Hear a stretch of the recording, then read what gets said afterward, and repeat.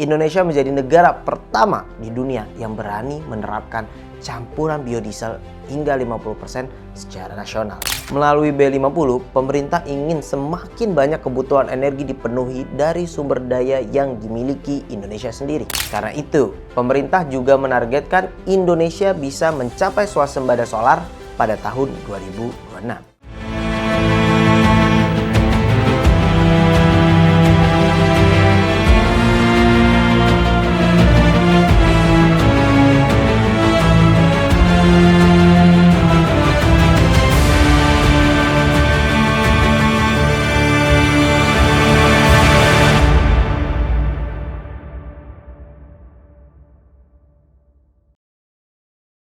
Indonesia baru saja mencetak sejarah.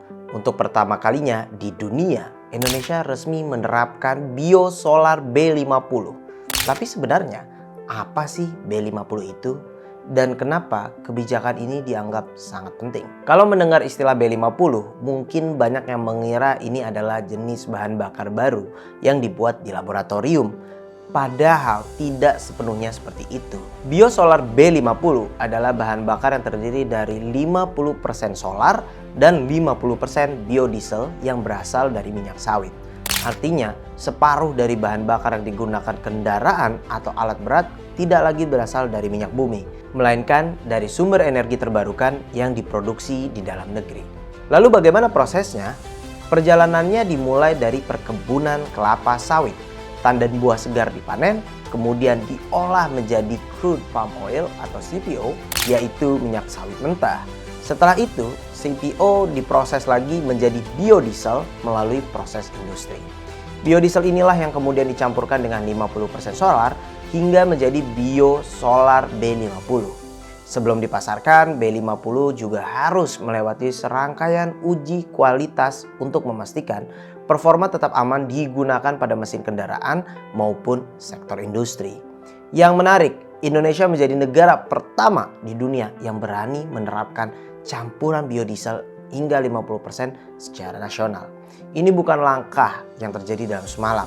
Perjalanan Indonesia sudah dimulai sejak program B20, kemudian meningkat menjadi B30, berlanjut ke B35, lalu B40, dan kini resmi memasuki era B50. Artinya Indonesia secara bertahap berhasil meningkatkan pemanfaatan energi terbarukan tanpa mengganggu kebutuhan masyarakat maupun industri. Lalu apa tujuan besarnya? Yang pertama adalah mengurangi ketergantungan Indonesia terhadap impor solar.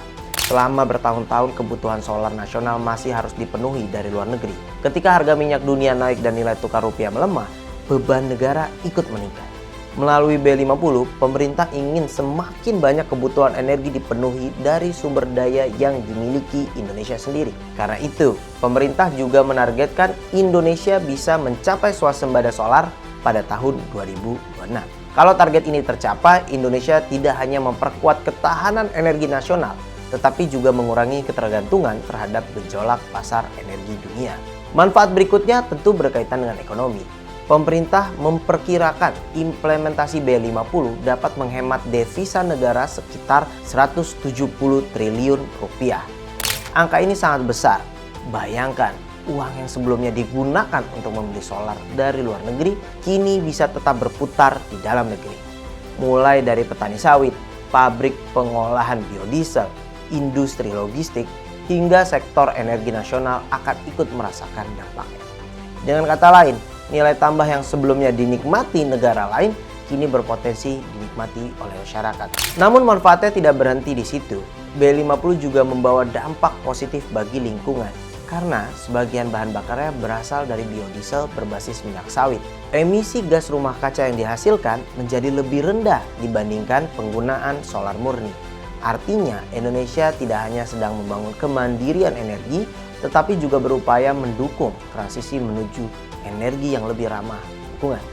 Kalau selama ini Indonesia dikenal sebagai salah satu produsen sawit terbesar di dunia, kini pemerintah ingin membawa komoditas itu naik kelas. Bukan hanya diekspor sebagai bahan mentah, tetapi diolah menjadi energi yang memberikan nilai tambah bagi bangsa sendiri. Karena pada akhirnya tujuan B50 bukan sekedar mencampurkan solar dan biodiesel, yang sedang dibangun adalah kemandirian energi, penguatan industri nasional, penghematan devisa, peningkatan kesejahteraan petani sawit, sekaligus komitmen menuju pembangunan yang lebih berkelanjutan. Dan jika target swasembada solar benar-benar tercapai pada 2026, maka Indonesia bukan hanya menjadi pengguna teknologi, tetapi juga menjadi contoh bagi banyak negara dalam memanfaatkan sumber daya alamnya untuk membangun masa depan.